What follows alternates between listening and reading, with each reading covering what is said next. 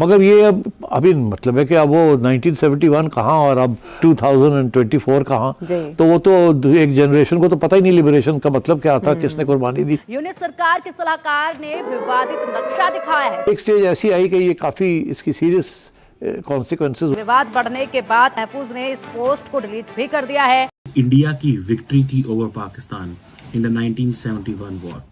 एहसान फरामोशी क्या होती है, इसे अगर समझना हो तो बांग्लादेश यूनुस सरकार कि for the Indians the most important thing is not कि भाई बांग्लादेश का क्या रिएक्शन है, उनका अपना यह है कि भाई हमने तो जो करना था कर दिया। भारत पर कब्जा करने का सपना साझा करने के कुछ ही घंटों बाद उसने बहुत ही चुपचाप तरीके से पोस्ट को हटा दिया, डिलीट कर दिया। वहां से लेकर 16 दिसंबर 1971 तक जब जनरल न्याजी की ईस्टर्न गैरिजन जो है उसने जनरल जगजीत सिंह अरोड़ा के सामने पलतन मैदान के अंदर उन्होंने हथियार डाल दिए और सरेंडर कर दिया। सेकेंड वर्ल्ड वॉर के बाद सबसे बड़ा मिलिट्री सरेंडर यानी कि 93,000 फौजियों ने अपने हथियार फेंके हिंदुस्तान के सामने, पाकिस्तानी फौजियों ने।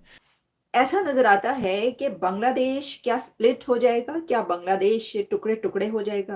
क्या ये चीज़ पाकिस्तान में हो सकती है कि नहीं, क्योंकि लोग यही कह रहे हैं कि वही चीज़ यहाँ भी हो सकती है। और उसके बहुत से पहलू हैं, जरूर वहाँ तो एक इशू था ना, यहाँ और भी बड़े इश्यूज बन सकते हैं। और इसी वक्त हम ये देख रहे हैं कि चाइना और इंडिया के बीच यानी अजीत दोवल और वैंग ली के बीच एक बहुत अहम मीटिंग होती है।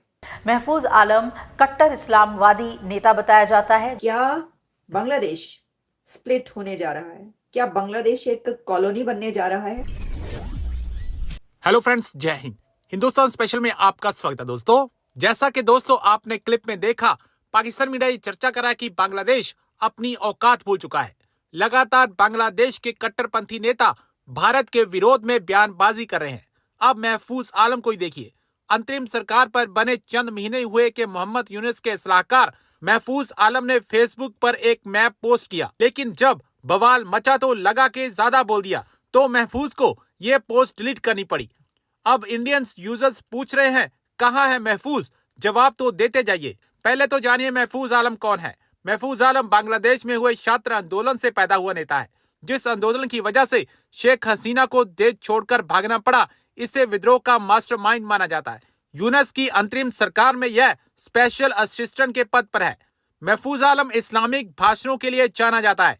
इसके भाषण सुनकर ही बांग्लादेश में विद्रोह हुआ था, और आप समझ ही सकते हैं कि वह भारत के खिलाफ क्यों बोल रहा है। Has the Myanmar rebel group Arakan Army seized and occupied parts of Bangladesh?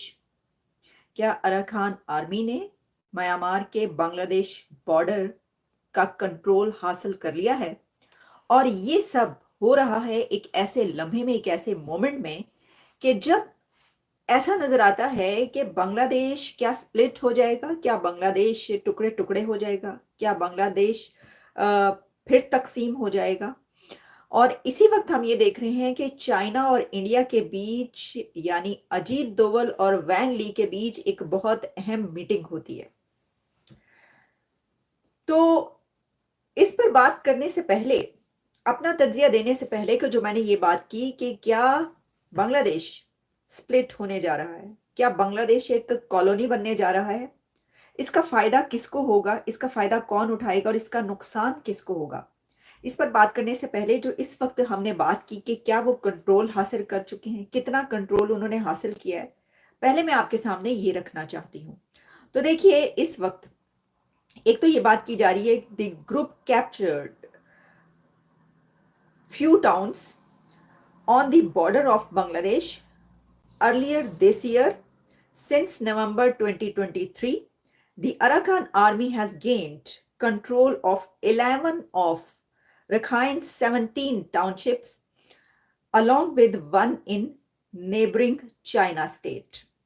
एक तो मैंने आपके सामने रखा, ये बहुत डिटेल में सारा खबर है, आर्टिकल है, लेकिन हम जो इम्पोर्टेंट पार्ट था वो मैंने आपको बताया कि कितने टाउन्स पर, कितनी जगहों पर उनका कंट्रोल है, जिसमें जो एरियाज बताए जा रहे हैं उसमें म्यांमार के साथ जो बांग्लादेश बॉर्डर है वो भी, और चाइना की तरफ जो टाउन है वहां के बॉर्डर से लगता हुआ वो भी। अच्छा, अब इसमें क्या कहा जा रहा है जरा ये देखिएगा कि मीडिया क्या कह रहा है। The Arakan Army has claimed the capture of the last army outpost in the strategic western town of Mongdo. You know what that means? that it gains full control of the border with Bangladesh. Just for context here, the Arakan Army is one of the most powerful ethnic minority armed groups battling.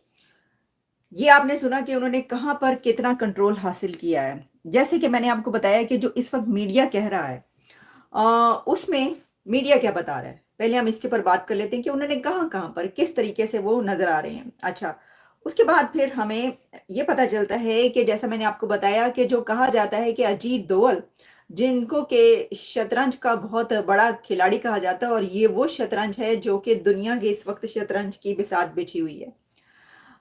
उस शतरंज की बिसात पर अजीत दोवल साहब Beijing पहुंचते हैं और उनकी मुलाकात होती है वैंग ली से। वैंग ली और अजीत दोवल की मुलाकात में क्या बात होती है या क्या कहा जाता है मीडिया पर, उसके हवाले से वो भी जरा सुनिएगा।